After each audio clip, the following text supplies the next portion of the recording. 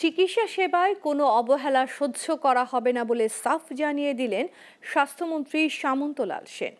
সেই সাথে তিনি হুঁশিয়ারি দেন, কর্মস্থলে চিকিৎসককে না পাওয়া গেলে করা হবে বরখাস্ত। আর ওষুধের দাম নিয়ন্ত্রণে কাজ চলছে। কোম্পানিগুলো যাতে ইচ্ছে মতো দাম বাড়াতে না পারে সেজন্য নীতিমালা করা হচ্ছে বলেও জানান স্বাস্থ্যমন্ত্রী। জটিল পরিস্থিতি ছাড়া সিজারিয়ান না করতে সরকারি হাসপাতালগুলোকে নির্দেশনা দেন স্বাস্থ্য প্রতিমন্ত্রী। বিস্তারিত তরুণ বেগীর প্রতিবেদনে।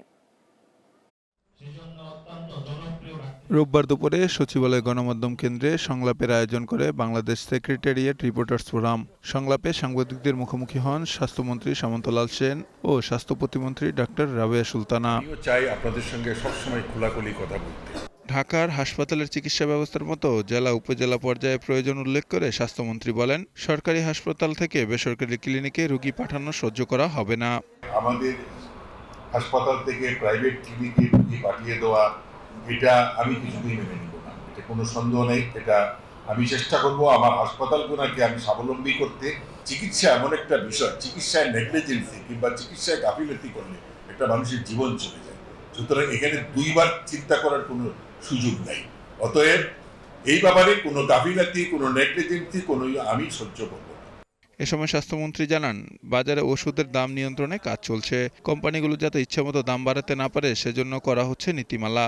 আমি একবার না কয়েকবারই বলছি যে ওষুধের দাম যেন না বাড়ে, এবং আমার কথা হচ্ছে যেটা সরকারের রিটেল প্রাইস নির্ধারণ করে দেওয়া হচ্ছে তার বাইরে গেলে তাদের বিরুদ্ধে অবশ্যই অ্যাকশন নেওয়ার জন্য আমি এটা বলছি, এবং এটা আমি নিয়ে আরো গুরুত্ব সহকারে দেখব যে এটা কি করা যায়।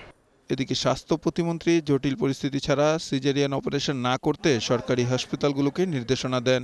হাসপাতালে গেলে যে সিজার করে দেয়, এটা একটু ব্যতিক্রম আমি বলতে চাই। এই কারণে আমাদের অনেক মায়েরাও আছে আর কি, এই ব্যথা সহ্য করতে পারছেন না, ব্যথা সহ্য করতে পারছেন না, এগুলোর জন্য কি অনেক সময় একটু ডেভেলপ হয়ে যায় ডাক্তাররা।